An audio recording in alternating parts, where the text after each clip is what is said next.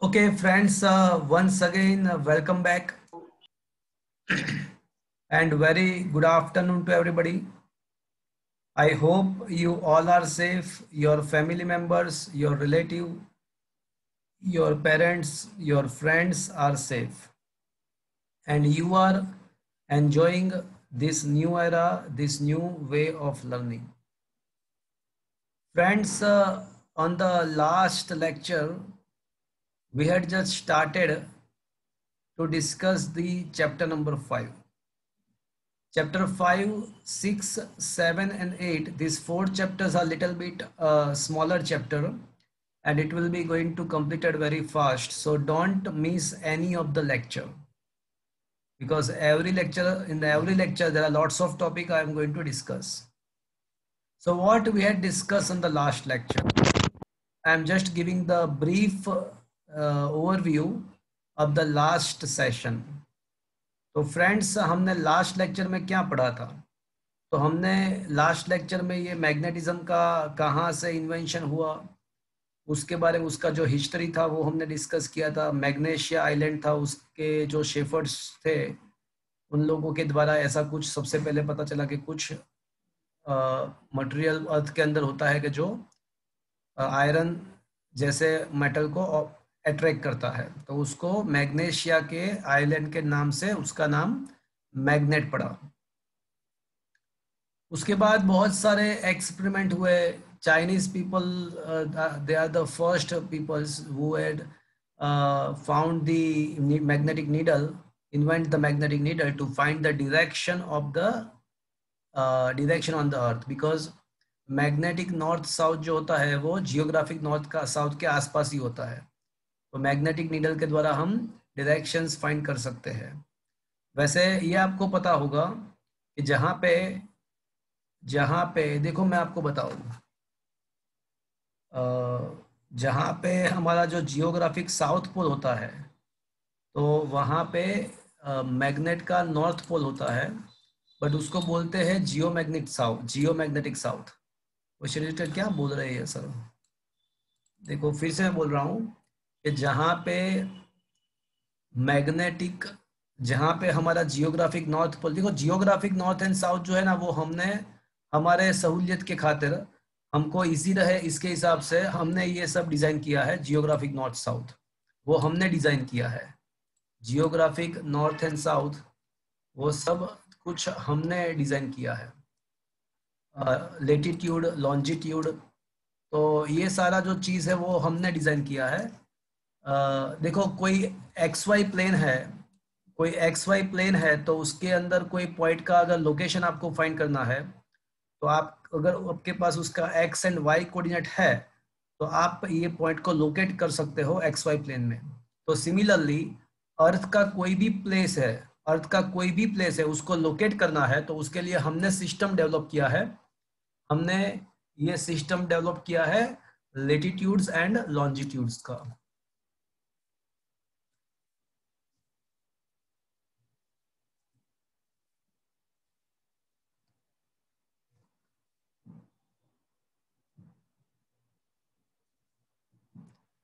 तो friends, latitude and longitudes का जो सिस्टम है वो हमने डेवलप किया है, but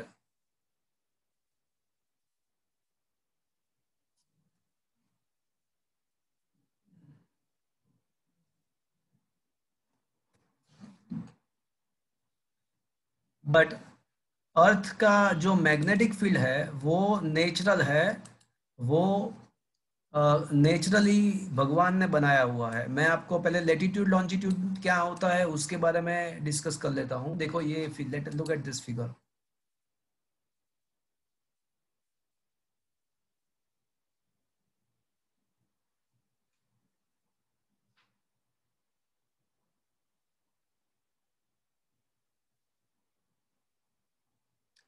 Are you able to see some figures on your screen? Yes, sir.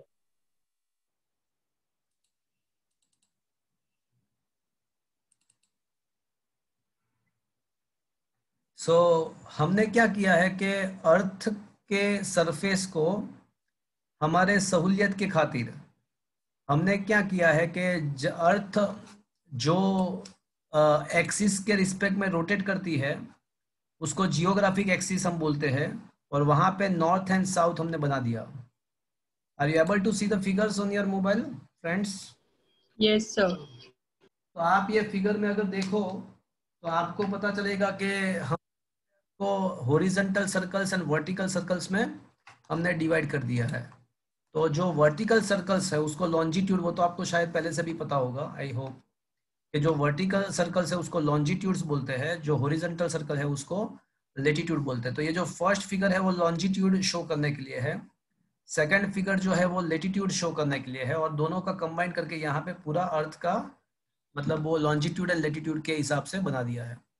तो अगर आपको मतलब कोई भी अर्थ का कोई भी प्लेस का लोकेशन पूछते हैं, तो आपने कहीं पे पढ़ा होगा, कहीं पे आप देखो कोई जगह पे आपने रीड किया हो, तो अर्थ का कोई भी प्लेस का location always latitude and longitude में बोला जाता है। मतलब ये क्या है, ये सिंपल हिसाब से मैं ऐसा आपको समझा सकता हूँ कि जैसे एक्स वाई प्लेन में कोई पॉइंट का लोकेशन को फाइंड करना है तो उसको एक्स एंड वाई कोऑर्डिनेट हमको चाहिए होता है। तो सिमिलरली अर्थ का कोई भी प्लेस का लोकेशन अगर आपको चाहिए तो उसका एक्स एंड वाई कोऑर्डिनेट के बदले यहाँ पे लेटीट्यूड एंड लॉन्जिट्यूड अगर आपको पता है तो उसके हम लोकेट कर सकते हैं अर्थ पे। तो ये हमने डेवलप किया है, ये जस्ट इमेजिनरी है, ऐसे कोई सर्कल्स अर्थ पे ऊपर होते नहीं है, ऐसे लॉन्जिट्यूड एंड लोटिट्यूड जितने कोई जैसे कोई सर्कल्स अर्थ के ऊपर होते नहीं है। ये जस्ट हमारा इमेजिनेशन है, ये जस्ट हमने हमारे इजीनेस के लिए हमने ये चीज हमने ये चीज यहाँ पे यहाँ पे एस्टेब्लिश किया हुआ है। बट जो चीज, ये तो इमेजिनरी चीज है जो हमने इम्प्लीमेंट किया हुआ है, हमने इमेज किया हुआ है, बट अर्थ का मैग्नेटिक फील्ड भी होता है, और वो जो है ना, ये अर्थ का जो मैग्नेटिक फील्ड है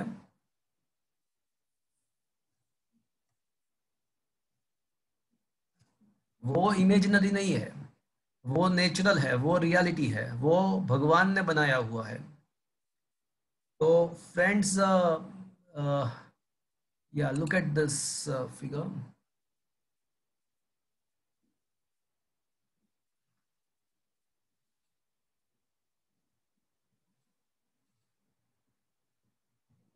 So are you able to see some magnetic fields of earth on your mobile?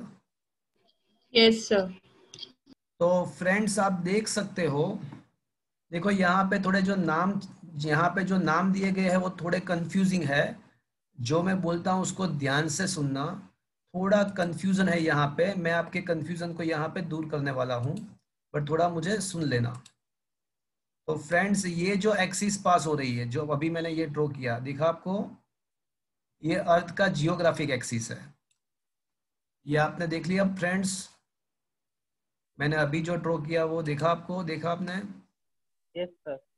तो कोई मुझे बताएगा ये जो जियोग्राफिक एक्सिस है, तो यहाँ पे जियोग्राफिक नॉर्थ होगा, तो ये जो है वहाँ पे जियोग्राफिक नॉर्थ है, और यहाँ पे मतलब ये जो पॉइंट है, ये पॉइंट ये हमारा जियोग्राफिक नॉर्थ होगा, और ये जो पॉइंट अर्थ के ऊपर है वो हमारा क्या हो जाएगा, जियोग्राफिक साउथ हो जाएगा। क्या ये चीज आपको समझ में आया? Is that clear? Yes sir. Yes, sir. तो वो जो जियोग्राफिक जिसके रिस्पेक्ट में अर्थ रोटेट करता है वो north and south, geographic north and south है।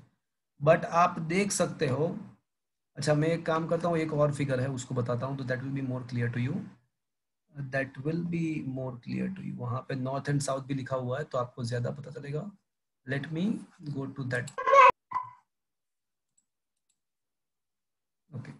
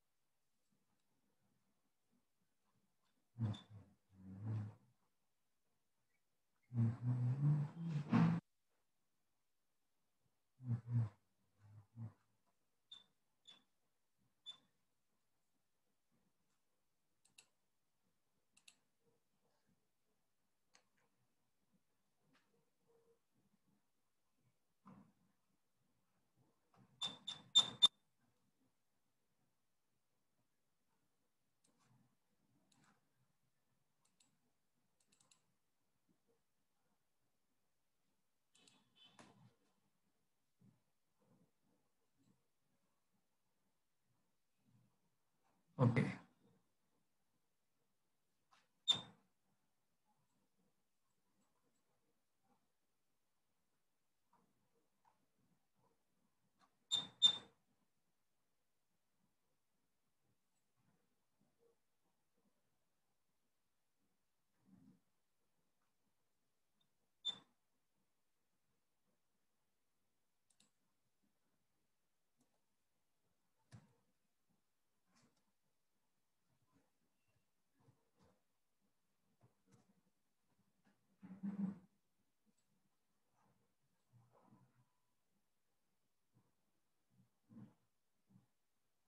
okay, this will be more easier for you to understand.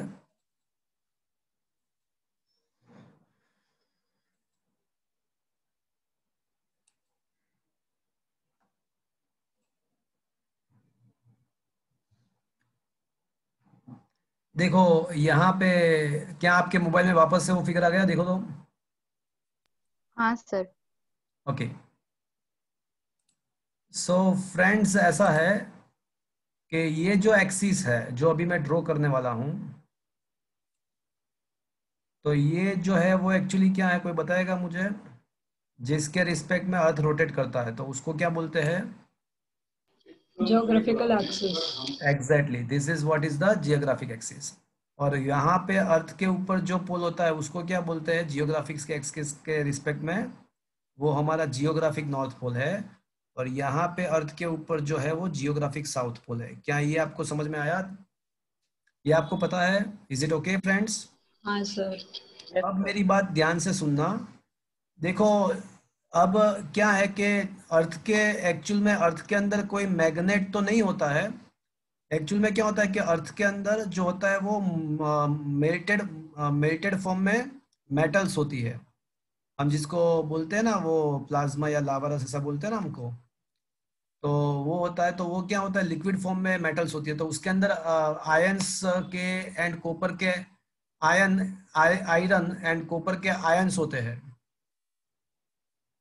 Iron and copper के आयंस होते हैं। तो अर्थ के रोटेशन के साथ वो आयंस, जो पॉजिटिव आयंस है, वो भी रोटेट होते हैं। तो क्या होता है कि वो rotation of the positive charge, जो चार्ज का रोटेशन होता है, तो करंट डेवलप होता है। तो वो करंट डेवलप होने के द्वारा ये मैग्नेटिक फील्ड प्रोड्यूस होता है। तो कभी कभी क्वेश्चन ऐसा होना चाहिए कि सर ये मैग्नेटिक फील्ड जो है, वो तो हमने फोर्थ चैप्टर में ऐसा पढ़ा कि मैग्नेटिक फील्ड जो है वो तो कोई चार्ज का मोशन जब होगा, जब चार्ज मोशन में आता है, जब करंट डेवलप होता है, तभी मैग्नेटिक फील्ड प्रोड्यूस हो सकता है। तो हमको ये पता है कि अर्थ का मैग्नेटिक फील्ड है। तो व्हाट इज द रीजन? अर्थ के अंदर ऐसा क्या होता है कि जिसके द्वारा मैग्नेटिक फील्ड प्रोड्यूस होता है? तो बहुत पुराने समय में ऐसा माना जाता था कि भाई अर्थ के अंदर एक बहुत बड़ा कोई मैग्नेट होगा, उसके द्वारा मैग्नेटिक फील्ड प्रोड्यूस होता होगा। हम समझने के लिए भी ये कर सकते हैं, बट उसका एक्चुअल रीजन ये नहीं है। एक्चुअल रीजन मैंने आपको बताया कि अर्थ का जो मैग्नेटिक फील्ड प्रोड्यूस होता है, that is not because of that the large magnet inside the earth. ऐसा कुछ नहीं है। हाँ, समझाने के लिए, समझने के लिए वो ठीक है, बट ऐसा नहीं है। तो क्या है कि अर्थ के अंदर मेल्टेड फॉर्म में मेटल्स आयंस है, तो उसके मोशन के द्वारा करंट जनरेट होता है, उसके द्वारा अर्थ का मैग्नेटिक फील्ड प्रोड्यूस होता है। और ये जो जियोग्राफिक एक्सिस है, जो लॉन्जिट्यूड्स है, लेटीट्यूड्स है, वो सब हमने डिजाइन किया है। बट ये अर्थ का जो मैग्नेटिक फील्ड है वो नेचुरल है, वो उसमें हम कुछ नहीं कर सकते, वो नेचुरली प्रोड्यूस हुआ है। तो उसमें ऐसा पता चला कि भाई एक्सपेरिमेंट के द्वारा ऐसा पता चला कि जहाँ पे हमारा जियोग्राफिक नॉर्थ है, वहां पे अर्थ का जो मैग्नेटिक फील्ड है उसका साउथ पोल, क्या आप ये साउथ पोल देख सकते हो? देखो तो मैग्नेट का साउथ पोल ये देख सकते हो आप यहाँ पे। हाँ सर, बट बट अर्थ का उसका जो नाम है ना, उसका नाम बोलते हैं मैग्नेटिक नॉर्थ पोल।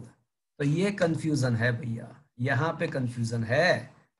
तो फ्रेंड्स देखो, ये जबरदस्त चीज है कि जियोग्राफिक नॉर्थ जहाँ पे होता है, वहां पे एक्चुअल में जो अर्थ का जो मैग्नेटिक फील्ड है उसका एक्चुअल में साउथ पोल आता है। बट पुराने समय से ऐसा एक कन्वेंशनल हो गया है कि अगर नॉर्थ है जियोग्राफिक, तो उसके बाजू में जो मैग्नेटिक पोल है उसको हम मैग्नेटिक नॉर्थ पोल बोलेंगे। और जियोग्राफिक साउथ के बाजू में जो मैग्नेटिक पोल है उसको मैग्नेटिक साउथ पोल, ये गलत। लेफ्ट है। हाँ, ये एक्चुअली क्या है कि एक गलत कर दिया, ये एक्चुअल में गलत कर दिया। क्या अभी आवाज आ रही है मेरी? हाँ सर। हाँ sir. Is it clear now? Is it clear? Yes sir. Yes sir. Okay, मतलब ये पहले से ही एक गलत साइन कन्वेंशनल हो गया है।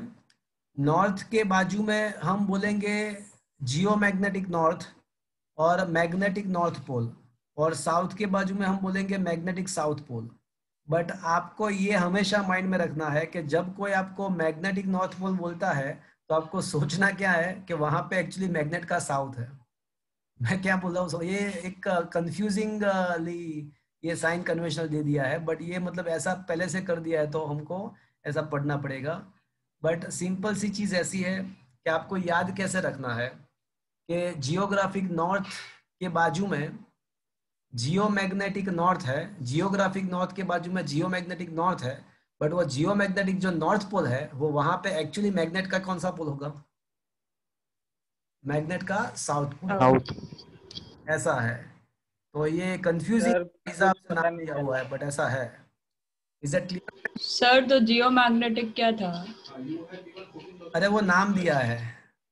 देखो मैं आपको ये अर्थ देखा आपने, अर्थ देखा तो यहाँ पे ये पॉइंट देखा आपने जो मैं ड्रॉ कर रहा हूँ, लुक एट दिस पॉइंट।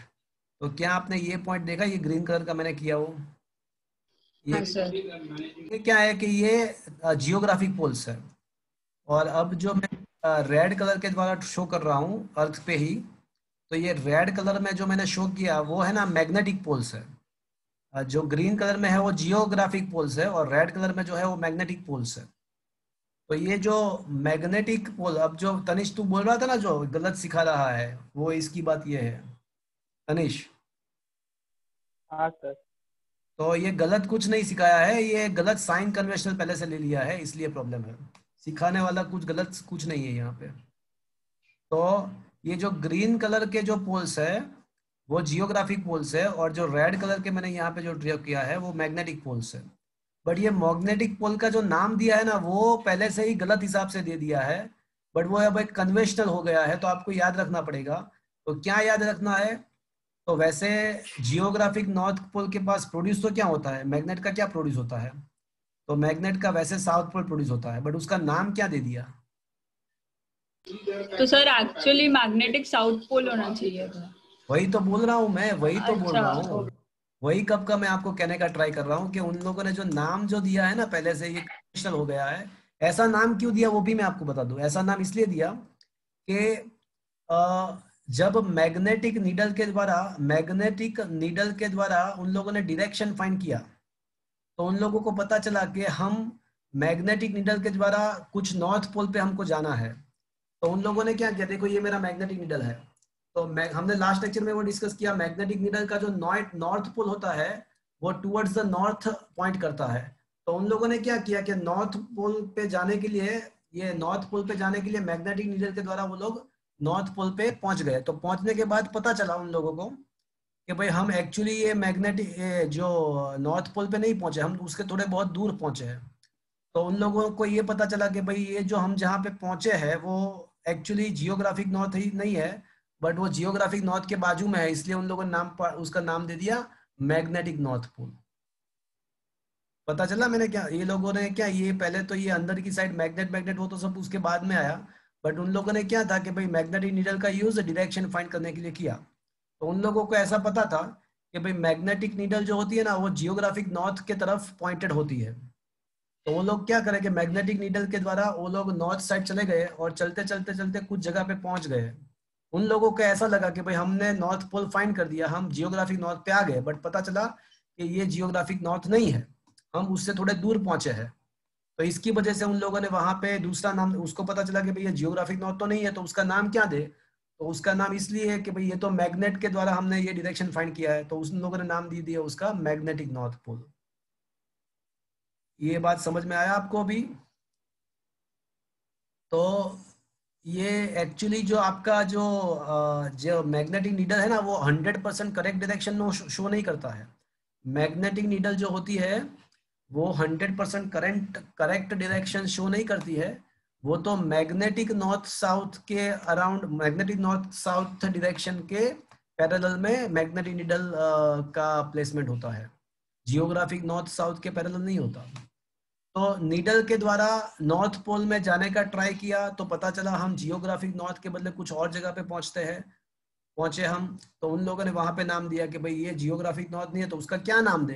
तो उन लोगों ने नाम दे दिया कि भाई ये तो मैग्नेटिक नीडल के लिए नॉर्थ पोल है ना, मैग्नेटिक नीडल के द्वारा फाइंड किया हुआ नॉर्थ पोल है, तो इसलिए उन लोगों ने नाम दिया मैग्नेटिक नॉर्थ पोल। बट अब हमको पता चल गया कि ये भले ही नाम मैग्नेटिक नॉर्थ पोल दिया हुआ है, बट वहां पे एक्चुअली अर्थ का मैग्नेट का कौन सा पोल होगा? South. South pole.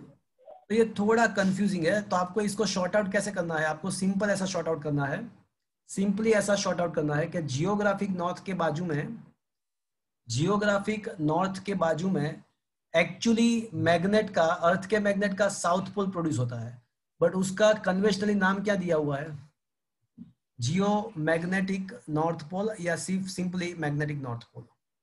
I repeat, फिर से मैं शॉर्ट आउट कर देता हूं आपको, सिंपली ऐसा बता देता हूं कि जियोग्राफिक नॉर्थ पोल के बाजू में अर्थ के मैग्नेट का वैसे साउथ पोल होता है, बट कन्वेंशनली उसका नाम क्या दिया है? जियो मैग्नेटिक नॉर्थ पोल या magnetic north pole of the earth. Is that clear to you? तो ये मतलब कन्वेंशनल करंट कन्वेंशनल कैसे? करंट कहाँ से लाए यार? ये करंट कहाँ से ला गए? इसमें करंट कहाँ से लाए? ये कन्वेंशनल उन लोगों ने साइन डिजाइन किया है, करंट की बात ही नहीं है यहाँ पे। सर मतलब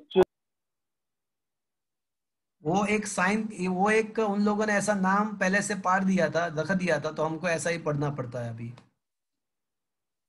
ओके। सर मतलब करंट का तो एक्चुअली इलेक्ट्रॉन की वजह से, बट उन्होंने ऐसा आना कि वो पॉजिटिव आयन की वजह से, नहीं, मैं मतलब ऐसा बोल रहा ऐसा हूँ कि कुछ है उसको ना आप कि इसको करंट के एक्चुअली साथ पे मिक्स, साउथ पोल, बट मैं ऐसा बोल रहा हूँ कि उसको आप करंट के साथ मैचअप ना करो।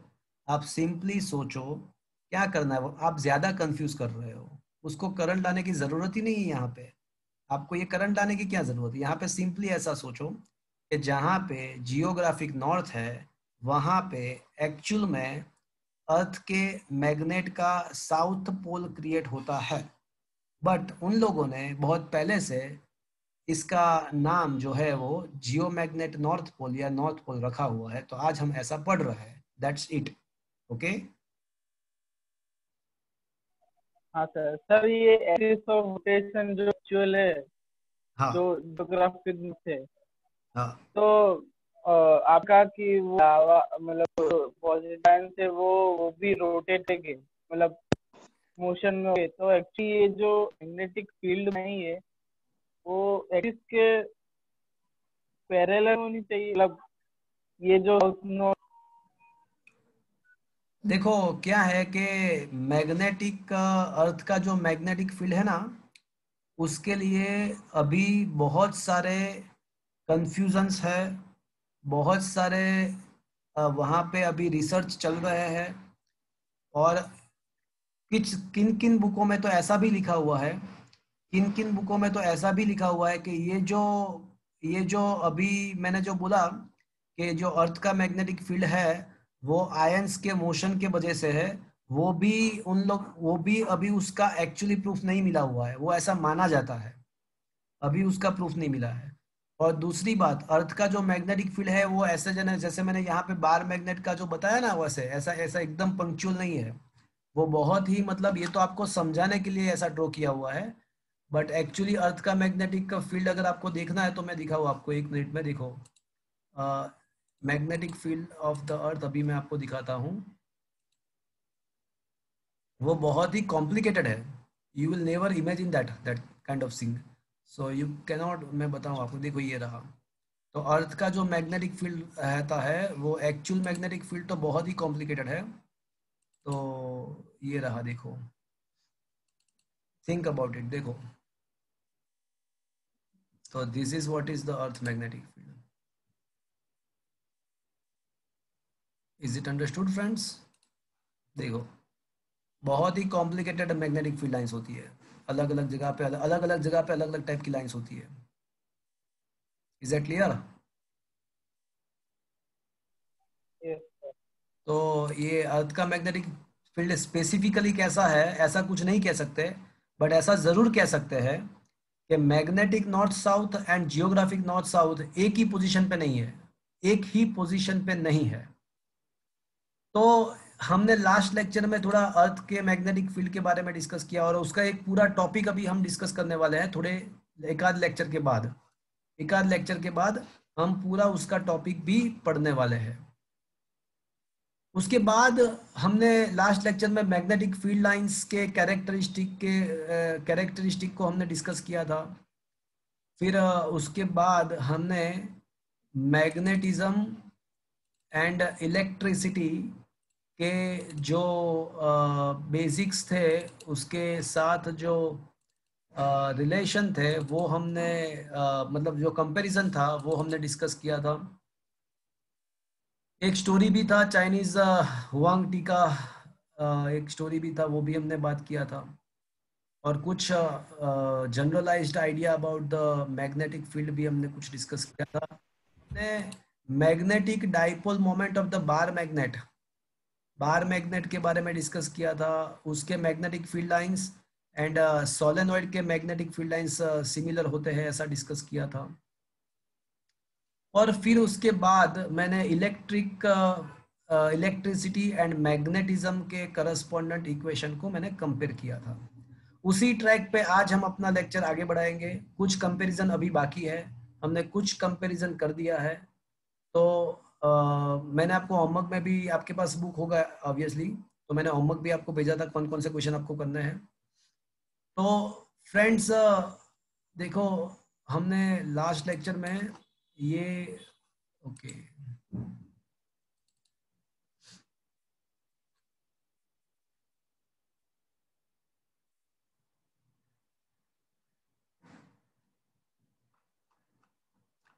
तो हमने लास्ट लेक्चर में ये टॉपिक 5.2.3 से बाकी है, बट जो कंपैरिजन वाला जो टॉपिक था वो हमने ये डिस्कस किया था। एनर्जी, टॉर्क, इलेक्ट्रिक डाइपोल का इलेक्ट्रिक फील्ड, मैग्नेटिक डाइपोल का मैग्नेटिक फील्ड, वो सारा चीज हमने डिस्कस किया था। थोड़े कंपैरिजन और बाकी है, तो मैं आपको याद कराऊं हमने कौन से कंपैरिजन कर लिए थे। तो फ्रेंड्स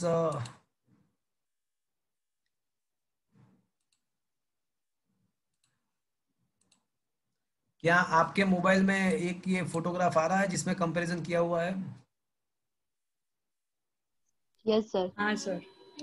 तो उसमें हमने कांस्टेंट के रिस्पेक्ट में, फिर इलेक्ट्रिक चार्ज तो यहाँ पे पोल स्ट्रेंथ होता है, फोर्स का, फिर डाइपोल मोमेंट का, फिर electric field on the axis and equator के बीच में, फिर टॉर्क क्या होता है, पोटेंशियल एनर्जी का कंपैरिजन कर दिया, एंड वर्क डन का भी कंपैरिजन कर दिया, फोर्स का भी कंपैरिजन कर दिया। अब कुछ और चीज मैं आपको करवाने वाला हूं, that is a very very very important.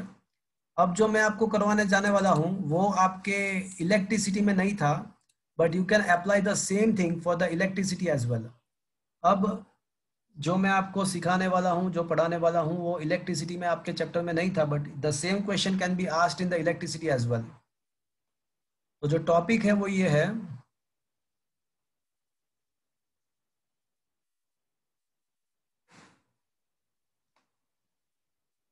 Periodic time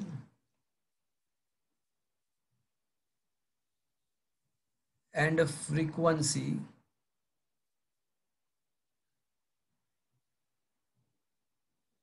of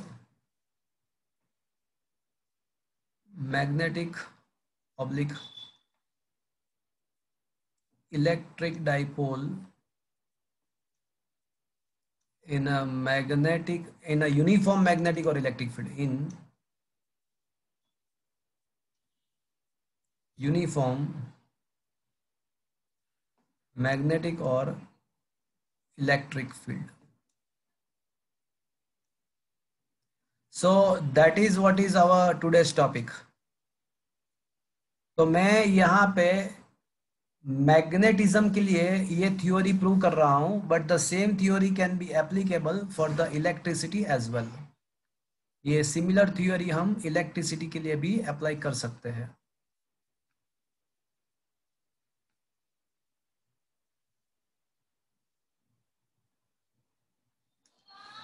okay friends, assume करो कि यहाँ पे एक यूनिफॉर्म मैग्नेटिक फील्ड अप्लाई किया हुआ है। तो यूनिफॉर्म मैग्नेटिक फील्ड के अंदर अभी मैं है ना एक मैग्नेटिक डाइपोल का मतलब बार मैग्नेट, जिसके अंदर नॉर्थ एंड साउथ पोल होता है।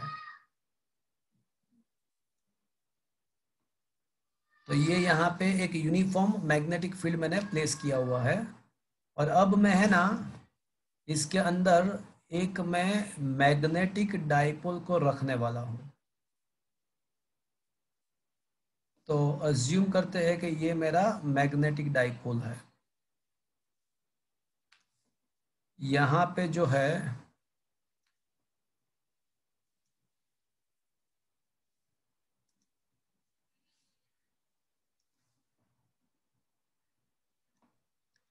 सपोज के नॉर्थ पोल है उसका, एंड यहाँ पे साउथ पोल है।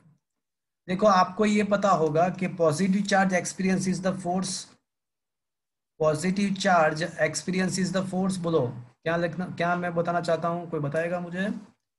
पॉजिटिव चार्ज के ऊपर फोर्स कौन से डायरेक्शन में लगता है? आउटवर्ड। नहीं, positive charge experience the force in the direction of electric field, and negative charge experience the force in the opposite direction of electric field. Similarly अगर यहाँ पे मुझे लिखना है तो मैं क्या लिखूंगा? In direction of magnetic field. फिर से बोलो। In direction of magnetic field. कौन positive charge experience the force in the direction positive, of. जो नॉर्थ पोल हाँ होगा अब बोलो, हाँ वो बोलो, अब बराबर है। वो मैग्नेटिक फील्ड हाँ के डायरेक्शन में, और अब साउथ पोल। परफेक्ट। तो अब ऐसा कह सकते हैं कि north pole experience is the force in the direction of magnetic field, while south pole experience the force in the opposite direction. अब नॉर्थ पोल के ऊपर कितना फोर्स लगेगा? तो F is equal to Q E. तो यहाँ पे Q E के बदले क्या आएगा फ्रेंड्स? क्यू ई के बदले क्या आएगा फ्रेंड्स? जहां जो काम इलेक्ट्रिक चार्ज इलेक्ट्रिसिटी में करता था, वहां पे ये पोल स्ट्रेंथ करता है, पोल टीबी। स्ट्रेंथ है। तो क्या होगा भैया कि ये होगा कि अगर पॉजिटिव चार्ज है तो उसको इलेक्ट मैग्नेटिक फील्ड के डायरेक्शन में, मतलब यहाँ पे north pole experience is the force PB in the direction of magnetic field, south pole will experience the force in the opposite direction of the magnetic field. तो ये south pole के ऊपर इतना फोर्स लगेगा। तो आप यहाँ पे देख सकते हो कि ये क्या है, दोनों फोर्स सेम मैग्नीट्यूड के है, अपोजिट डायरेक्शन के है। तो डाइपोल मोमेंट इज फ्रॉम, आपको पता है कि डाइपोल मोमेंट जो होता है वो नॉर्थ से साउथ होता है, एंड यहाँ पे dipole moment and vector magnetic field के बीच का एंगल थीटा है। ये दो, यहाँ पे आप देख सकते हो कि ये दोनों जो फोर्सेस है वो अपोजिट डायरेक्शन में है, वो सेम मैग्नीट्यूड के है, और तीसरी बात कि वो कोलिनियर नहीं है। टॉर्क प्रोड्यूस होगा। तो it will produce a force couple, and force couple के द्वारा टॉर्क प्रोड्यूस होगा। कितना टॉर्क प्रोड्यूस होगा? तो वो होता है कि torque produce here can be given by P cross E के बदले यहाँ पे मुझे क्या लिखना पड़ेगा? B cross. नहीं, गंदी बात, गंदी गंदी गंदी बात। तो पी के बदले इलेक्ट्रिकल डाइपोल मोमेंट के बदले magnetic dipole moment, and electric field के बदले मैग्नेटिक फील्ड। वो आप हम यहाँ पे इसको take it for the granted, ये हम डायरेक्टली एक्सेप्ट कर लेंगे। तो इसका मतलब ऐसा हुआ कि अगर ये टॉर्क का जो मैग्नीट्यूड है वो एम बी साइन थीटा। अब कोई मुझे बताएगा कि ये टॉर्क क्या करने का ट्राई करेगा? डाइपोल को उसके इक्विलिब्रियम मतलब थीटा इक्वल टू 0 पोजीशन पे लाने का ट्राई करेगा। देखो ये जो टॉर्क है वो डाइपोल को उसके इक्विलिब्रियम पोजीशन पे लाने का ट्राई करेगा। But suppose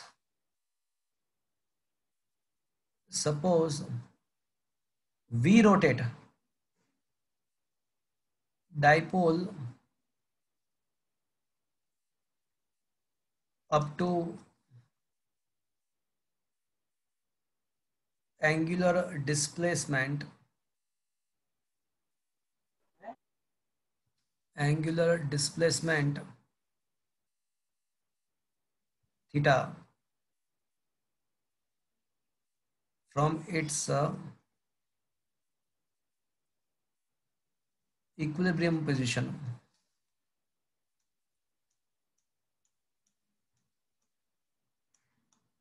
If we rotate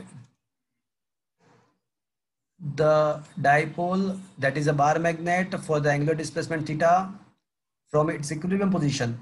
तो फ्रेंड्स अब सोचो कि मैंने उसके इक्विलिब्रियम पोजीशन पे वो पहले था ये मैग्नेट, और उसको मैंने थीटा जितना रोटेट किया, then what happen, then it will experience is the, तो फिर क्या होगा फ्रेंड्स, रिस्टोरिंग टॉर्क प्रोड्यूस होगा। तो फिर मुझे अब टॉर्क का फॉर्मूला क्या लिखना चाहिए भैया? देखो मैंने क्या किया कि डाइपोल पहले उसके इक्विलिब्रियम पोजीशन पे था, इस पोजीशन पे था, और यहां से मैंने उसको ऊपर की तरफ, मतलब इस साइड मैंने उसको रोटेट किया। तो अब ऑटोमेटिकली जो मैग्नेटिक फील्ड के द्वारा जो टॉर्क लगेगा वो क्या करने का ट्राई करेगा, वो उसको वापस लाने का ट्राई करेगा। वापस लाने का ट्राई करने का मतलब क्या हुआ कि वो रिस्टोरिंग टॉर्क है, और वो कितना होगा, तो उसका मैग्नीट्यूड उतना ही, we have to consider it is a minus M B sine theta. ये माइनस मैंने क्यों लिया? रिस्टोरिंग फोर्स है तो। हाँ, अब सपोज ये जो थीटा है वो बहुत ही स्मॉल है, अज्यूम कर ले कि थीटा बहुत ही स्मॉल है, तो in that kind of circumstances हमको पता है कि for the small angular displacement, for the very small displacement, mathematics says that the sine theta can be written as a theta. And one more thing, जो torque है उसको याद करो, वो moment of inertia into the angular acceleration, और आपको ये भी याद होगा कि एंगुलर एक्सेलरेशन का फॉर्मूला जो होता है वो D square theta by D T square होता है। Is it clear friends? जैसे F equals to M A, तो tau is equals to I alpha, I is the moment of inertia, alpha is the angular displacement. तो अब ये दोनों चीज ऊपर के इक्वेशन में हम रिप्लेस करते हैं, तो टॉर्क के बदले हम क्या लिख सकते हैं, I d square theta by D T square is equals to minus M B sine theta के बदले थीटा। तो फ्रेंड्स आप इसको ध्यान से देखो, तो ये कुछ फॉर्मूला जो है ना वो जाना पहचाना सा है। कोई मुझे बताएगा ये फॉर्मूला हमको किसका रिमाइंड करवा रहा है?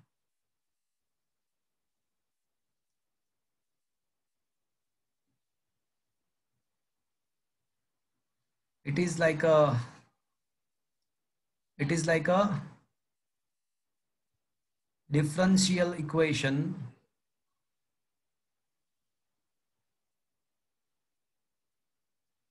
Of SHM.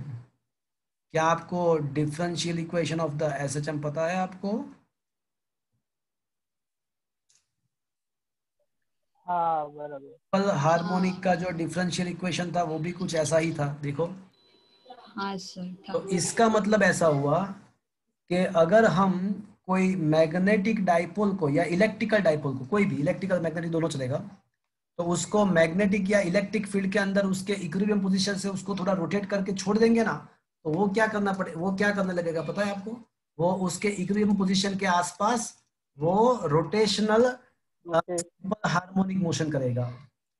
तो this shows that now this magnetic dipole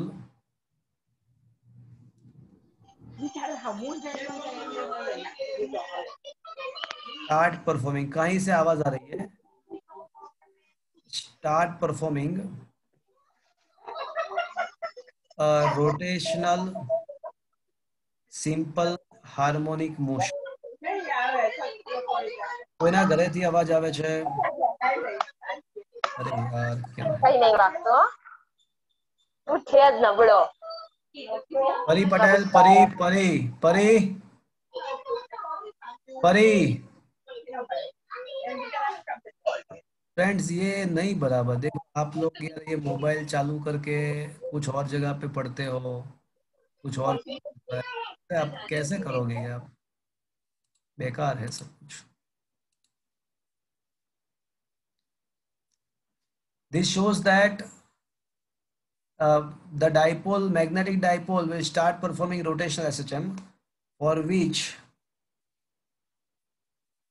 the angular frequency, अब दोनों फॉर्मूला को कंपेयर करो, angular frequency can be given bye, चलो दोनों को कंपेयर करो और मुझे बताओ कि एंगुलर फ्रीक्वेंसी का फॉर्मूला क्या लेना चाहिए।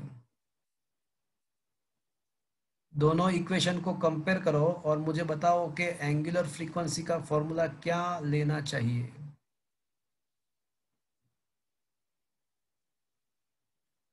कोई बता सकता है मुझे फ्रेंड्स?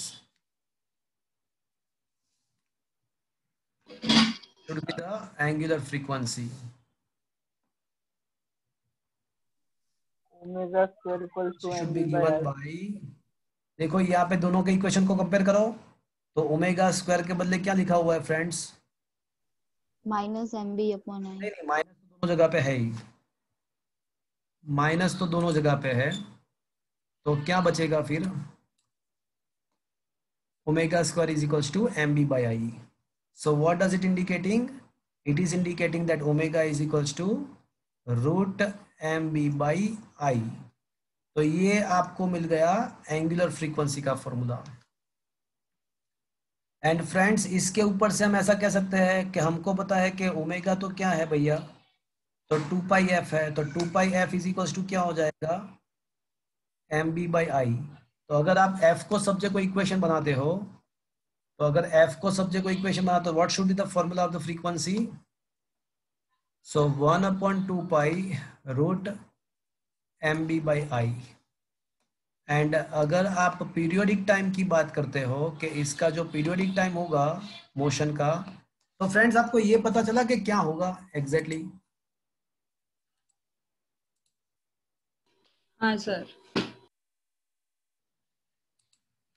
कि अगर आप कोई यूनिफॉर्म मैग्नेटिक फील्ड के अंदर कोई मैग्नेट को रखते हो, पहले अगर मैग्नेट यूनिफॉर्म मैग्नेट के फील्ड के अंदर कोई मैग्नेट को रखते हो और फिर उसको इक्विलिब्रियम पोजीशन से आप थोड़ा रोटेट करके उसको छोड़ देते हो, तो वो क्या करना स्टार्ट हो जाएगा पता है आपको? वो मैग्नेटिक फील्ड के अंदर ऐसे रोटेशन करना स्टार्ट हो जाएगा, ओसिलेशंस करना स्टार्ट हो जाएगा।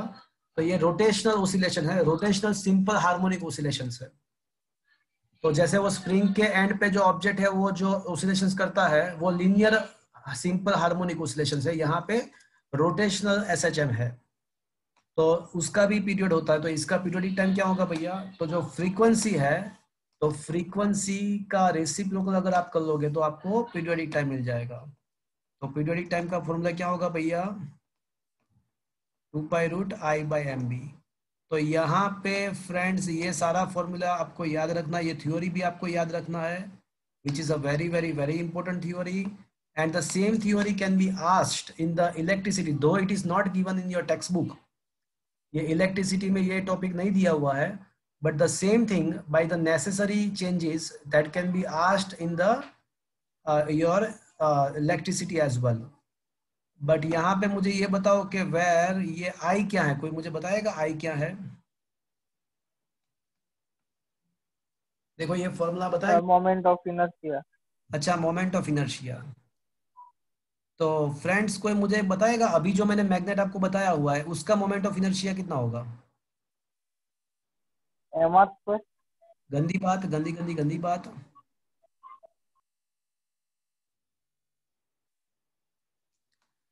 So a bar magnet can be considered to be a rod. Bar magnet can be considered as a linear rod.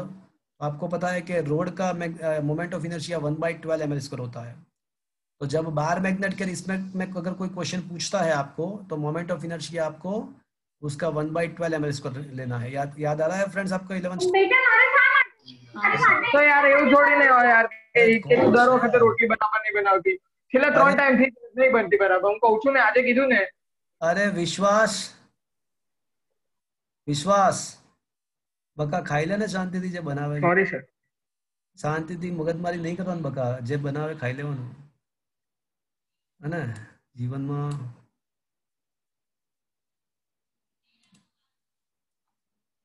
So this is a 1/12 ml square. So whenever the question will be asked with respect to the bar magnet, then for that you have to consider the moment of inertia as a 1/12 ml square. कोई मुझे ये बताएगा ये m क्या है इसके अंदर? ये मास है क्या? कोई बताए? Magnetic dipole moment. हाँ, तो ये है ना मैग्नेटिक डाइपोल मोमेंट है। परफेक्ट।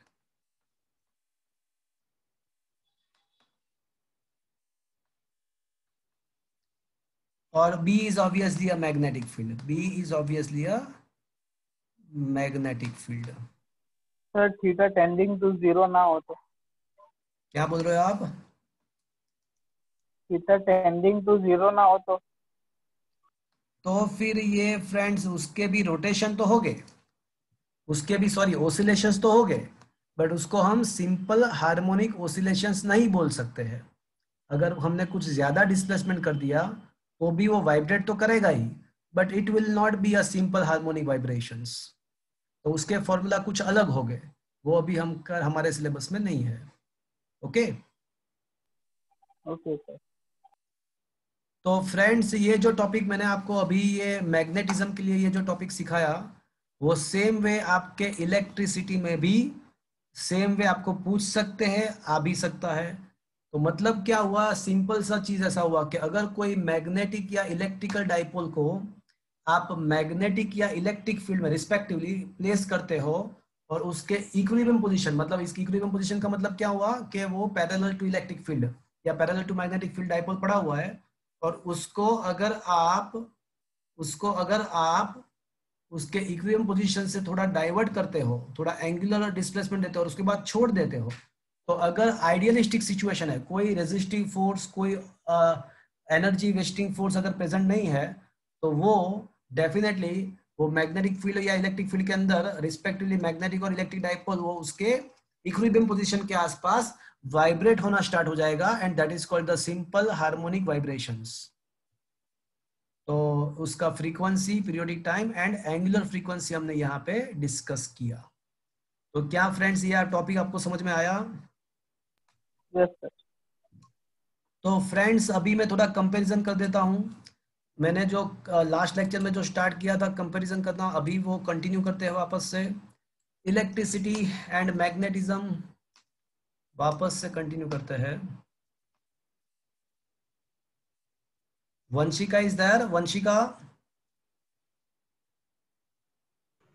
Yes sir. वंशिका आप क्यों लेट आते हो? सर वो आज ही लेट हुआ। हाँ, आप टाइम टू टाइम आ जाओ। जी सर। तो आपके लिए ही अच्छा है। अच्छा, Aman, Aman is there? Aman, Aman yes sir. आप क्यों लेट आया अभी आज? सर वो नेटवर्क इश्यू था इसलिए। गंदी बात, गलत बात, सब ये सब बहाने हैं। Dhruvraj, Dhruvraj, Dhruvraj is there? ध्रुवराज सिंह। अच्छा, Dev Ashra, Dev is there? Dev Ashra,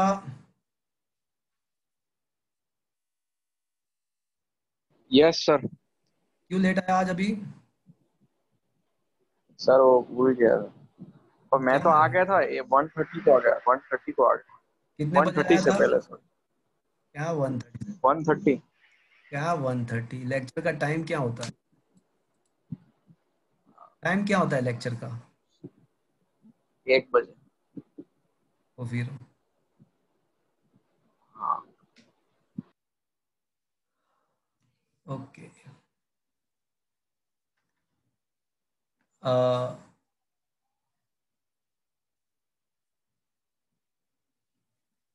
magnetic dipole,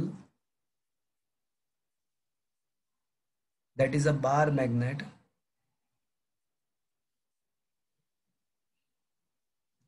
is given small angular displacement from its equilibrium position, then it will start performing the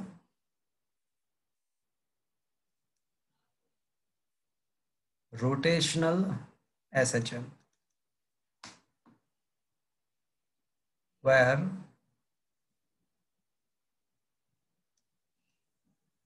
angular frequency can be given by root ये mb by I.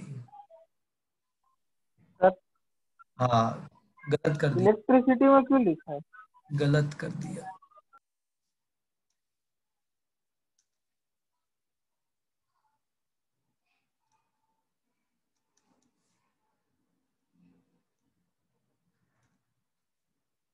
Okay, angular frequency उसका रहेगा root m b by I, उसका frequency रहेगा 1/2 root m b by I, and उसका periodic time रहेगा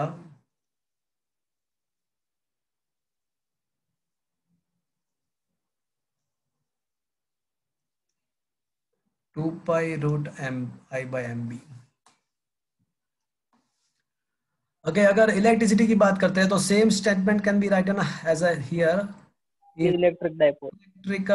electric dipole is given a small angular displacement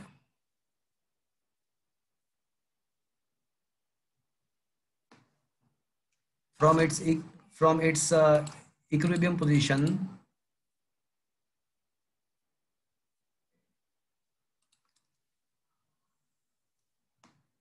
from its equilibrium position, then it will start performing. It is also going to start performing the rotational SHM, where once again, where the same thing, where angular frequency is equals to root p by I, frequency f is equals to 1/2 root p by I,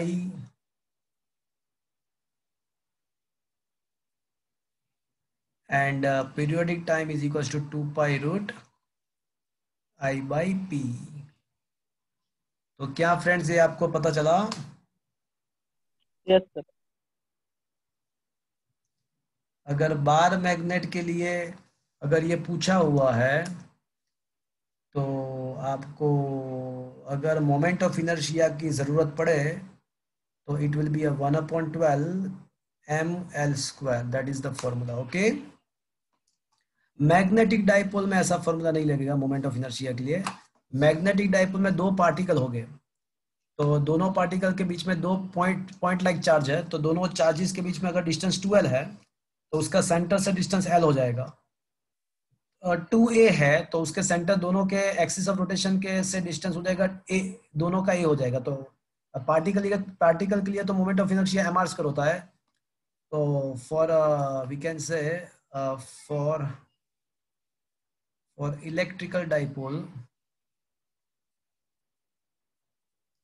moment of inertia equals to 2ma², ma² plus ma², that is a 2ma². So that is the formula of the dipole moment of inertia. तो friends अभी जितना भी comparison करना था electricity and magnetism में, तो वो सारा कंपैरिजन यहाँ पे खत्म हुआ।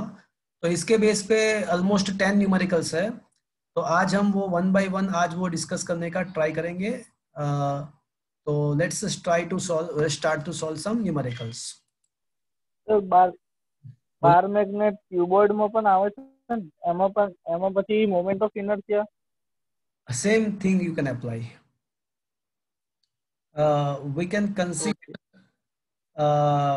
here we are assuming that the length is very much larger than with respect to the breadth and thickness. then you can apply this formula 1 by 12 ml square. Okay length ज्यादा है breath and thickness से, तो ये आप ये formula definitely apply कर सकते हो. ओके यस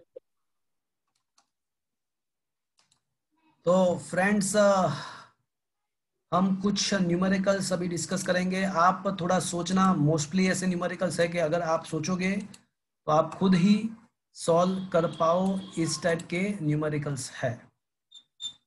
तो जैसे मैं क्वेश्चन नंबर 1 से स्टार्ट करता हूँ, इलस्ट्रेशन नंबर 1 से. तो क्वेश्चन नंबर 1 ऐसा है कि magnetic needle has a magnet. क्या आपके मोबाइल में इलस्ट्रेशन नंबर 1 दिख रहा है आपको? Yes sir. दिख रहा है? Yes sir. अच्छा, विश्वास इज देयर? Yes sir. बका जम्मा बैठो तू. ना सर जमी लीधું. जमी લીધું ને? જમી લેવાનો, કોઈ મગજમારી બહુ ના કરવાની બેટા. तो magnetic moment is given. So magnetic dipole moment is given to you. It is 6.7 10 raised to minus 2. It is given, and moment of inertia is also given, and it is given that the perform 10's complete oscillation in 6.7 second. तो friends सोचो कि 10 oscillations के लिए कितना time लगता है? 6.7 second. तो सोचो कि 1 oscillations अगर वो करेगा तो कितना टाइम लगेगा उसको हम? 0.67. हाँ, 1 उसको हम पीरियोडिक टाइम बोलते हैं. तो पीरियोडिक टाइम हमको दिया हुआ है कि 6.7 अपॉन 10 हो जाएगा, मतलब 0.67. क्या ये आपको पता चला friends? Yes sir. Periodic time आपको पता चल गया. अब हमको पता है कि पीरियोडिक टाइम का फॉर्मूला क्या है भैया, अभी हमने डिराइव किया. चलो बोलो, कोई बोलेगा पीरियोडिक टाइम का formula? 2 pi root I by mb. 2 pi root I by m b. तो अब मुझे यहाँ पे मैग्नेटिक फील्ड फाइंड करना है. तो एक काम करते हैं, स्क्वायरिंग बोथ द साइड.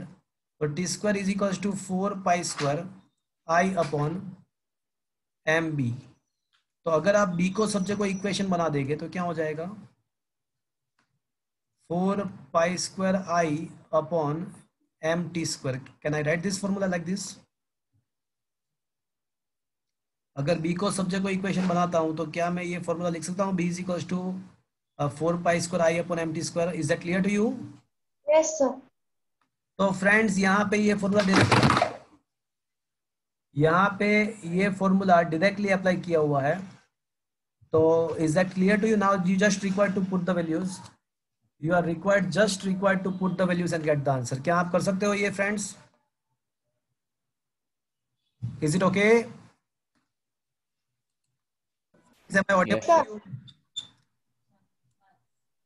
अच्छा, कशिश इज देयर? कशिश, हाँ सर. कशिश आपका होमवर्क थोड़े टाइम से नहीं आ रहा है. हाँ सर, वो अभी थोड़ा नहीं, सर कुछ भी आर्गुमेंट मत करो, होमवर्क भेजो. बराबर है सर, भेज दूंगी अब से टाइम पे. Dhruvraj is there? Dhruvraj is there? Yes sir. Dhruvraj homework compulsory હોય છે બકા? સર એ 2 દિવસ 2. ओके. देहल इज देयर? देहल,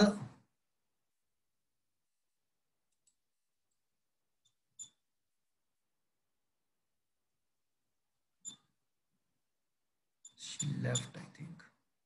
देहल, ओके. सो फ्रेंड्स, इसके ये चैप्टर के मोस्ट ऑफ द न्यूमेरिकल अगर आप थोड़ा सोचो और थोड़े कंपैरिजन के द्वारा फॉर्मूला अप्लाई करो तो बहुत ही इजीली आप सॉल्व कर सको इस टाइप के. ये फर्स्ट न्यूमेरिकल का ये जो फॉर्मूला, वैसे ये इसमें तो बहुत मतलब ये डायरेक्टली दिया हुआ है फॉर्मूला, बट लार्ड सर की जो बुक मैंने आपको दिया हुआ है उसमें पूरा एक्सप्लेन करके दिया हुआ है. सो वो बहुत ही अच्छी बुक है, उसमें सारे न्यूमेरिकल्स बहुत ही अच्छी तरीके से दिया हुआ है. तो ये डिराइव करके दिया हुआ है लार्ड सर के बुक में. That is you can do. Okay, चलो come to the second question. Short bar magnet placed with its axis at an angle 30 degree with the external magnetic field of 100 gauss। देखो आपको यहाँ पे magnetic field दिया हुआ है, उसके साथ एंगल दिया हुआ है और उसका टॉर्क दिया हुआ है। तो फ्रेंड्स टॉर्क दिया हुआ है तो आपके माइंड में कौन सा फॉर्मूला बाहर आएगा सबसे पहले? Minus m g sine theta. नहीं, वो माइनस एम जी तो भाई क्या था, वो तो रिस्टोरिंग टॉर्क था। But torque by the magnetic field क्या होगा? M B sine theta. M B sine theta. वो तो रिस्टोरिंग कब होता है? जब हम कुछ करते हैं और उसका अगेंस्ट इफेक्ट प्रोड्यूस होता है, उसकी बात है। यहाँ पे तो हमने कोई रोटेशन किया नहीं है, हमने तो जस्ट प्लेस किया हुआ है, तो उसको टॉर्क ही बोलेंगे, रिस्टोरिंग टॉर्क नहीं बोलेंगे। Is that clear to you? Okay sir. तो टॉर्क दिया हुआ है आपको, मैग्नेटिक फील्ड दिया हुआ है, एंगल भी दिया हुआ है। तो क्या आप ये डाइपोल मोमेंट फाइंड कर सकते हो भैया? Yes sir. सर तो हाँ, अगर हमने ऑलरेडी मैग्नेटिक फील्ड रखी है और उस पे अगर हम रखते मैग्नेटिक डाइपोल, तो वो जीरो पे आके इक्विलिब्रियम हो जाएगा या वो भी नहीं ऐसे जाएगा, सेम नहीं हो जाएगा। वो सपोज के ऐसे मैग्नेट पड़ा हुआ है, राइट? ऐसे मैग्नेटिक फील्ड है और आप हाँ। पहले से उसको डाइपोल को ऐसे रख के उसको छोड़ देते हो, तो वो क्या करेगा? वो टॉर्क लगने के द्वारा इक्विलिब्रियम पोजीशन पे आने का ट्राई करेगा। तो वो इक्विलिब्रियम पोजीशन पे आ जाएगा, तो वो जब इक्विलिब्रियम पोजीशन पे आ जाएगा तब उसके पास कुछ रोटेशनल काइनेटिक एनर्जी होगा और उसके द्वारा वो वहां से आगे बढ़ेगा और फिर ये रोटेशन होना स्टार्ट हो, मतलब तो भी वही होगा, तो भी वही होगा जो अभी हो रहा है। मतलब अगर आप उसको इक्विलिब्रियम पोजीशन से डाइवर्ट करते हो या फिर डायरेक्टली उसको सम एंगल के साथ प्लेस करते हो, तो दोनों केस में वो ऑसिलेशंस ही करेगा। Is it clear? Okay sir. या सेकेंड थिंग, अब क्या पूछा है? What is the work done moving from the most stable to the most unstable position. तो देखो ये हम दो चीज, यहाँ पे हम दो हिसाब से इसको सोल्व कर सकते हैं। मोस्ट स्टेबल से मोस्ट अनस्टेबल तक जाने के लिए कितना वर्क करना पड़ेगा? तो एक चीज ऐसी है कि आप वर्क का डायरेक्टली फॉर्मूला अप्लाई करो, m b cos theta 1 minus cos theta 2। तो मोस्ट स्टेबल का मतलब क्या हुआ? स्टेबल इक्विलिब्रियम का मतलब क्या हुआ, याद है आपको? लास्ट लेक्चर में बताया था।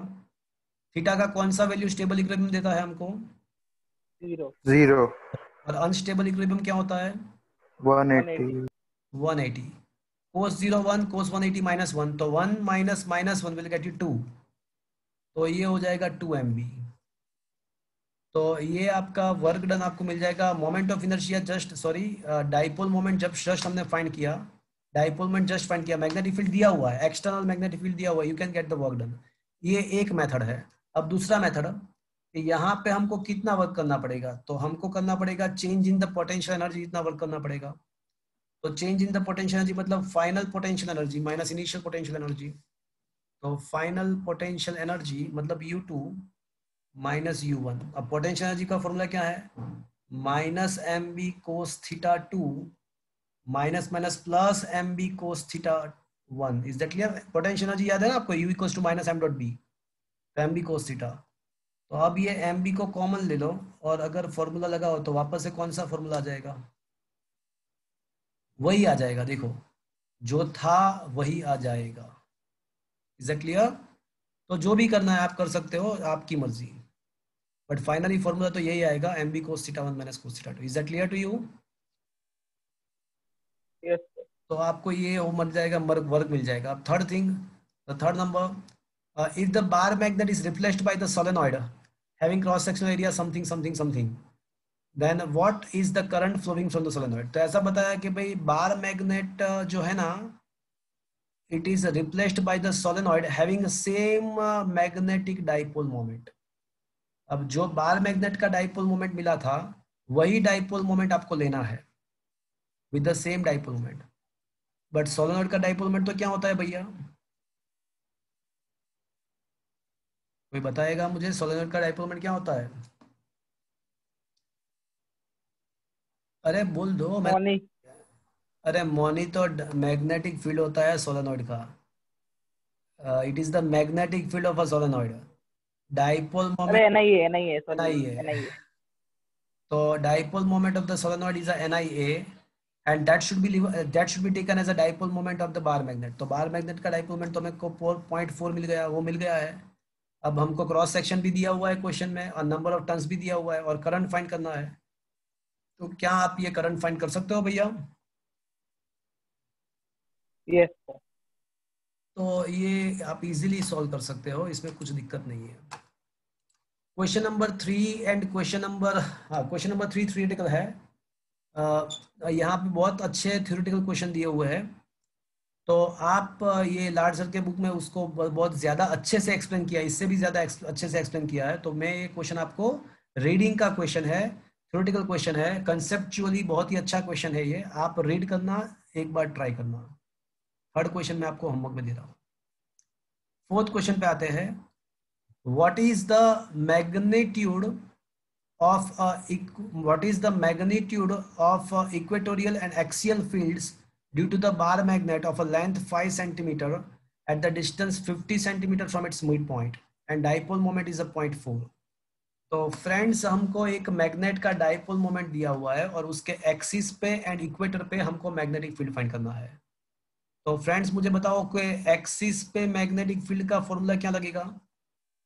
देखो, देखना नहीं है आपको देखना नहीं है, सोचना है, सोच के बताओ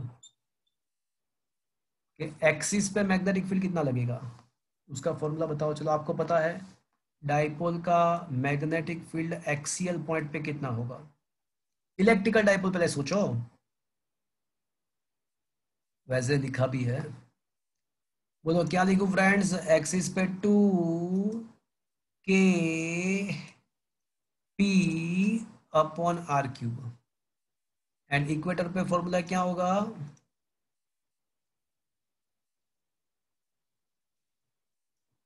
B at the equator kp/r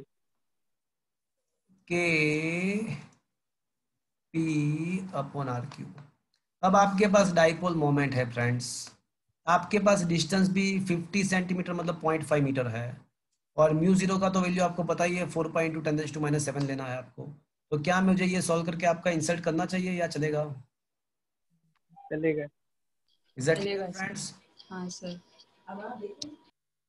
fifth question नहीं करेंगे अभी, फिफ्थ क्वेश्चन नेक्स्ट लेक्चर में करेंगे, सिक्स भी नेक्स्ट लेक्चर में करेंगे, सेवेंथ आपको मैं होमवर्क में नेक्स्ट लेक्चर में देने वाला हूँ, नेक्स्ट लेक्चर में। एथ कर सकते हैं, एथ को कर सकते हैं अभी, ये सेम ही है। The earth magnetic field at a equator is approximately, वापस से इक्वेटर वाला क्वेश्चन आया कि भाई अर्थ है, इसके अर्थ के सरफेस पे इक्वेटर का जो पॉइंट है, अर्थ के सरफेस पे जो इक्वेटोरियल जो लाइन का जो पॉइंट, यहाँ पे जो पॉइंट है, वैसे अर्थ के अंदर आप ऐसा सोच सकते हो कि ऐसा मैग्नेटिक फील्ड है। तो ये अर्थ के इक्वेटर पे ये जो पॉइंट है, वहां पे मैग्नेटिक फील्ड दिया हुआ है। कितना दिया हुआ है भैया? 0.4 गॉस। तो ये इक्वेटर वाले पॉइंट पे तो हमको पता है कि मैग्नेटिक फील्ड का फॉर्मूला हम क्या ले सकते हैं, तो μ0/4π m/r³। अब कोई मुझे बताएगा how much the value of the R should be taken earth के लिए? अर्थ के लिए आप आर का वैल्यू कितना लोगे?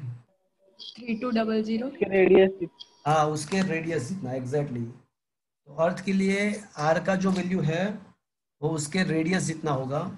तो फ्रेंड्स, यहाँ पे हमको अर्थ का रेडियस 3400 किलोमीटर्स को मीटर में कन्वर्ट करना, किलोमीटर्स को मीटर में कन्वर्ट करना पता है हमको बी भी दिया हुआ है, और we require to find the dipole moment. तो क्या ये अर्थ का डाइपोल मोमेंट आपको मिल सकता है इसके लिए? तो ये क्वेश्चन वैसे तो सिंपल है, बट उसका रीजन ये है कि अर्थ का जो डाइपोल मोमेंट है वो प्रैक्टिकली मेजर किया। देखो, हमने कैलकुलेशन से वो मिला मुझे 10.5 10⁻22 कैलकुलेशन के द्वारा ये मिल रहा है, बट प्रैक्टिकली अगर आप डाइपोल मोमेंट फाइंड करोगे कोई मशीन के द्वारा, कोई मीटर के द्वारा, तो वो 8 × 10⁻22 मिलता है। मतलब practical value and experimental value and calculation value is almost similar. 10.5 मतलब नथिंग, 10⁻22 के रिस्पेक्ट में ये 8 एंड 10.5 तो बहुत ही मतलब नजदीक के ही पॉइंट है, वैल्यूज ऐसा कह सकते हैं हम। Is it clear? 8 is with respect to 10⁻22 value, 8 and 10.5 is almost same। तो वो मतलब practical value and theoretical value almost मिल रहे हैं, बहुत दूर नहीं है। तो क्या ये बात आपको समझ में आया फ्रेंड्स? Yes sir. तो फ्रेंड्स कुछ एक्सरसाइज के न्यूमेरिकल अब हम एक आध दो करेंगे, थोड़ा टाइम है हमारे पास। तो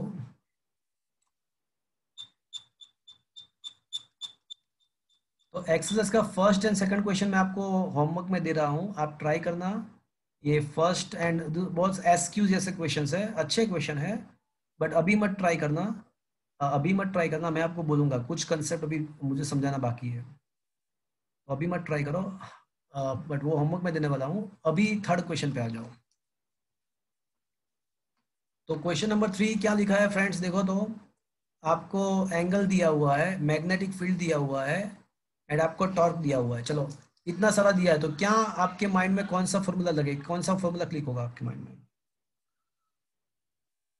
एंगल है, मैग्नेटिक फील्ड है, टॉर्क है, तो कौन सा फॉर्मूला क्लिक होगा?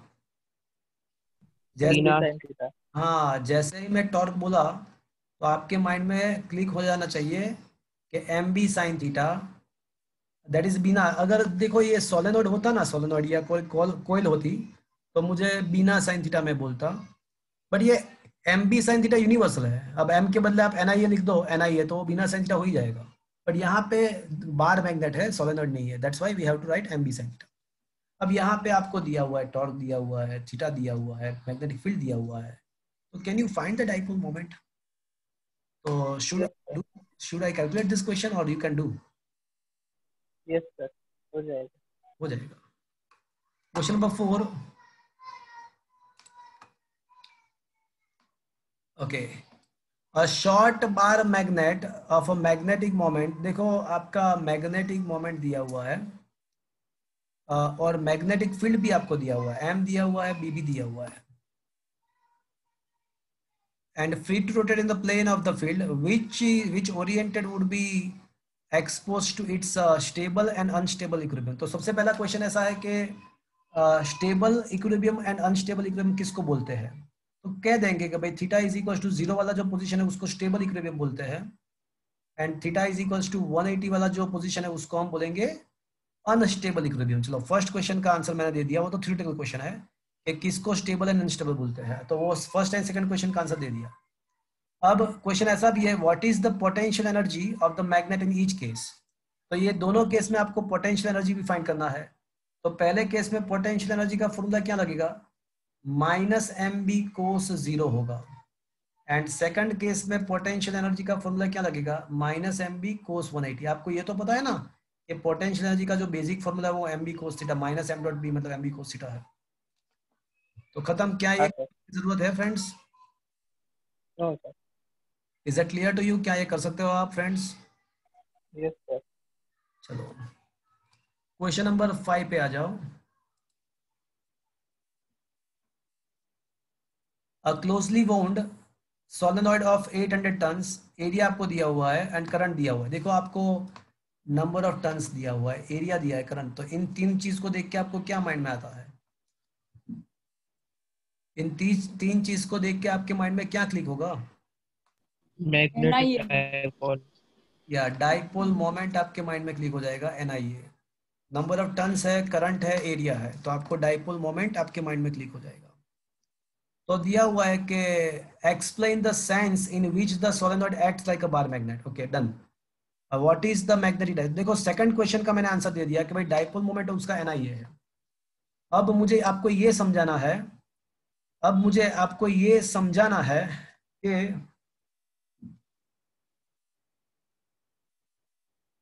friends, am I audible to you? Yes, sir. Yes, sir. Lag होती है हाँ वो थोड़े मतलब for the moment it was a lagged, right? Just for the moment. अभी आ रहा है बराबर? Yes sir. ओके। देखो अब मुझे आपको ये समझाना है कि solenoid as a bar magnet कैसे बिहेव करेगा। तो क्या मैंने लास्ट लेक्चर में आपको ये सब चीज समझा दिया था?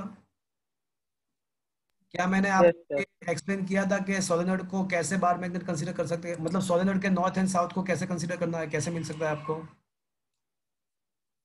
हाँ सर। क्या मैंने हाँ सर बताया था। तो समझाया था? तो हाँ सर। वो मतलब पूरा वो कंक्लूजन यहाँ पे लिखना है कि अगर हम कोई सोलेनॉइड को देखते हैं हमारे आँख के, हमारे फेस के फ्रंट साइड से, अगर हमको ऐसा दिखे कि वहाँ पे क्लॉकवाइज डायरेक्शन में करंट फ्लो हो रहा है, तो उस साइड का जो पोल है वो as a south pole behave करेगा, और उसके पीछे वाला, मतलब वहाँ पे हम अगर वहाँ से हम देखेंगे तो हमको एंटी क्लॉकवाइज दिखेगा, तो वो नॉर्थ पोल बिहेव करेगा। तो this way the solenoid can behave as a bar magnet with the two north and south pole. क्या ये बात आपको समझ में आया? Yes sir. हाँ sir. Is it okay friends? Yes sir. Let me check the book, इसमें क्या लाड सर ने क्या लिखा है, जस्ट मुझे देखने दो।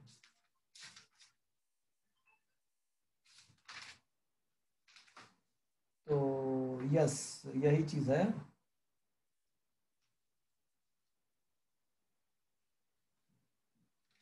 थोड़ा अलग, मतलब समझाने का ट्राई तो वही है, पर थोड़ा अलग मेथड से दिखाया हुआ है। तो आपको, आप अपने हिसाब से भी लिख सकते हो कि अगर आप बार मैग्नेट को देखते हो और करंट अगर क्लॉकवाइज डायरेक्शन में फ्लो होता है, तो उसका मतलब कि वो साउथ पोल बिहेव करेगा। और वो कहाँ से पता चला? वो राइट हैंड स्क्रू लॉ से पता चला। वो राइट हैंड को हम करंट के डायरेक्शन में हम वाउंड करेंगे तो आपको मैग्नेटिक डाइपोल मोमेंट का डायरेक्शन मिलेगा, मैग्नेटिक फील्ड का डायरेक्शन मिलेगा। तो उसके ऊपर से पता चलेगा कि ये नॉर्थ है या साउथ है। और अगर एंटी क्लॉकवाइज डायरेक्शन में फ्लो होता है तो वो नॉर्थ पोल बनेगा। तो आप वो लिख सकते हो। तो क्या ये चीज समझ में आया फ्रेंड्स? फिफ्थ क्वेश्चन समझ में आया? Yes Okay, yes sir. today's last question. If the solenoid in exercise 5.5 is free to turn about the vertical direction and a uniform horizontal magnetic field is applied, what is the magnitude of the torque on the solenoid when its axis makes an angle theta? समझिया? तो इधर is very simple. तो बोलो क्या होगा friends?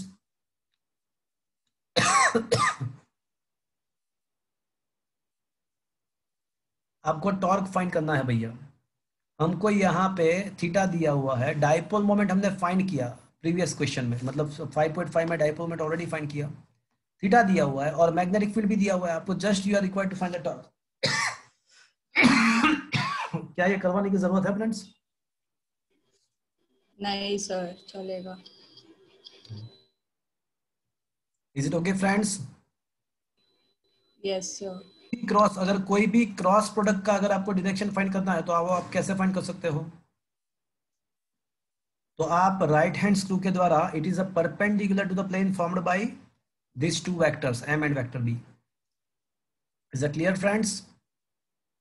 तो friends अभी और भी बहुत सारे क्वेश्चन ऐसा है कि जो हम ये कंपैरिजन के इक्वेशन के ऊपर से सॉल्व कर सकते हैं, बट आज का सेशन मैं यहाँ तक रखता हूँ। फ्रेंड्स प्लीज आप ये फिजिक्स को साथ में करो तो बहुत ही आपके लिए अच्छा है। और ये अभी जो चैप्टर्स चल रहे हैं वो थोड़ा ट्राई करो तो आप लेक्चर में ही प्रिपेयर कर सको, ऐसा है।